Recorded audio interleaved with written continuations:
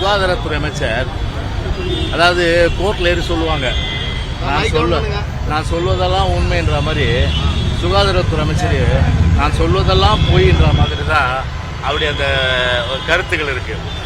Hospital doctors கிடையாது, மருத்துவமனையில் செவிலியர் கிடையாது, மருத்துவமனையில் மருந்துகள் கிடையாது. ஒட்டுமொத்தமாக பார்த்தீங்கன்னா ஒரு எவ்வளோ பெரிய அளவுக்கு இன்றைக்கி கிட்டத்தட்ட 12,000 பேர் டெங்குல பாதிக்கப்பட்டிருக்காங்க.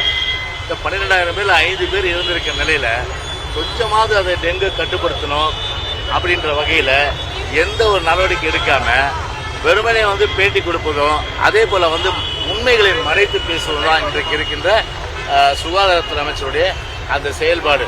உண்மையிலே பார்த்தீங்கன்னா மருத்துவத்துறை பொறுத்தவரை ஒரு ஐசியூவில் தான் போயிடுச்சு. அதாவது பார்த்தீங்கன்னா ஒரு கோமா ஸ்டேஜில் போயிட்டு இருக்கு தான் நிச்சயமாக சொல்ல வேண்டும். அந்த அளவுக்கு ஏழை எளிய மக்கள் நடுத்தர மக்கள் நம்பி இருக்கின்ற அரசு மருத்துவமனைகள் இன்றைக்கு மருத்துவர் இல்லாமல் செவிலியர் இல்லாமல் மருந்து இல்லாமல் இன்றைக்கு மக்கள் கஷ்டப்படுகின்ற ஒரு வேதனையான சூழ்நிலை தான் இன்றைக்கு இந்த விடியாத ஆட்சியில் ஏற்பட்டிருக்கு. சார், புதிதாக கட்சி தொடங்கியிருக்க நடிகர் விஜய் முன்னாள் அமைச்சர் செந்தூர் அமைச்சர் அதிமுக முன்னாள் அமைச்சர் பேசிட்டு இருக்காங்க. அவங்களை தாவேகா பக்கம் இழுக்கிறதுக்கான வேலைகள் அது ஏற்கனவே கோச்சால பதில் சொல்லிட்டாரு. ஏசியத்துக்கெல்லாம் பதில் சொல்ல முடியாது சார். அது இல்லாமல் விஜயோடைய அந்த கட்சி பாடல என்ன வச்சிருக்காங்கன்னா, ஒரு பக்கம் அண்ணா, ஒரு பக்கம் எம்ஜிஆர் வச்சிருக்காரு.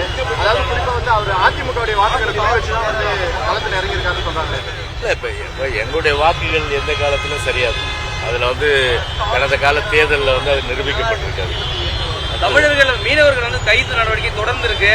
இப்போ இலங்கையில் கைது செய்யப்பட்ட தமிழர்களுக்கு மொட்டை அடிச்சு திருப்பி அமைச்சிருக்காங்க. எப்படி பாக்குறீங்க? இப்போ இது பெரிய அளவுக்கு ஒரு ஒரு தனி மனிதனுடைய ஒரு தன்மானத்துக்கு விடப்பட்ட ஒரு அறைகூல தான் நிச்சயமாக அதை எடுக்க முடியும். இதை மொட்டை அடித்து அவங்க அனுப்புகிறாங்கன்னா ஒரு தமிழனை, அதுவும் இலங்கை தமிழரை, ஒரு இந்தியனை, அப்படி இருக்கும்போது இந்த மத்திய அரசுக்கும் அது குறித்து எந்த கவலையும் இல்லை. மாநில அரசு ஏற்கனவே மக்களை மொட்டடிச்சிச்சு. இப்போ அது போதான்னு சொல்லிட்டு இன்னைக்கு இலங்கை சிறையில் இருக்கிற விடுதலை பெற்றவர்கள் இன்னைக்கு மொட்டையடித்து, எனவே இன்னைக்கு தூங்குகின்ற இந்த விடியாத அரசை பொறுத்தவரை அதை பற்றி எந்தவித கவலை இல்லாமல் இந்த இலங்கை கடற்படையால் தமிழ்நாட்டு, அதுவும் குறிப்பாக நம்முடைய அதாவது பாக் வளைகுடா மீனவர்கள் அவர்கள் கடுமையான பாதிப்பாளர். கிட்டத்தட்ட 22 பேர் பிடிபட்டு அதில் 11 பேர் மேலே 1.5 கோடி ரூபாய் ஒவ்வொருத்தரும் கட்டணும்னா எப்படி கட்டுவாங்க?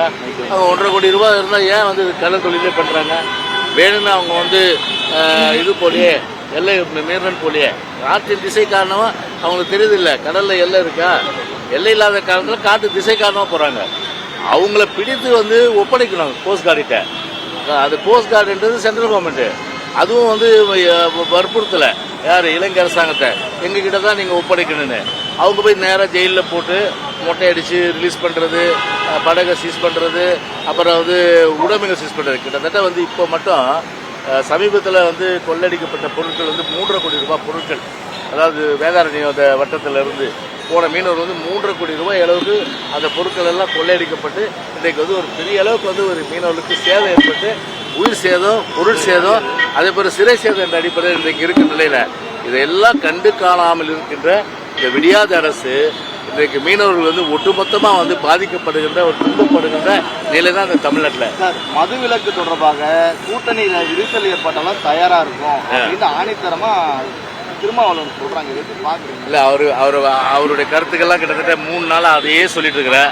அதாவது திரும்ப அரைச்சமாவே அரைக்காதீங்க. Okay sir. சார் சார் இல்ல, அது அழுத்தத்திலிருந்தும் அரைச்சமாவை விட கருத்துக்கள் எப்படி பாக்குறீங்க? ஏன்னா திமுகவோட கூட்டணியில ஒரு கட்சியா இருக்கு. அதுதான் 3 நாள் 4 நாளா இதே கருத்தை தான் கேட்டுட்டு இருக்கீங்க. நாட்டுல திமுக பத்தி எவ்வளவு இருக்குது பேசுறதுக்கு. அதை பத்தி கேளுங்க. சட்ட ஒழுங்கை பத்தி கேக்குறீங்களா? அதை கேட்கறது கிடையாது. கஞ்சா பத்தி கேக்குறீங்களா? அதை கேட்கறது இல்லை. போதை பத்தி கேட்கறது இல்லையா? அதை கேளுங்க. அதனால தமிழ்நாட்டில் ஒட்டுமொத்தமா மக்கள் ஒரு வாழ முடியாத சூழ்நிலை இருக்கு. அதான் நாட்டுக்கு முக்கியம். எனவே அந்த வகையில் பார்த்தீங்கன்னா ஏற்கனவே பதிலாம் சொல்லியாச்சு. அந்த பதிலே போதும். அது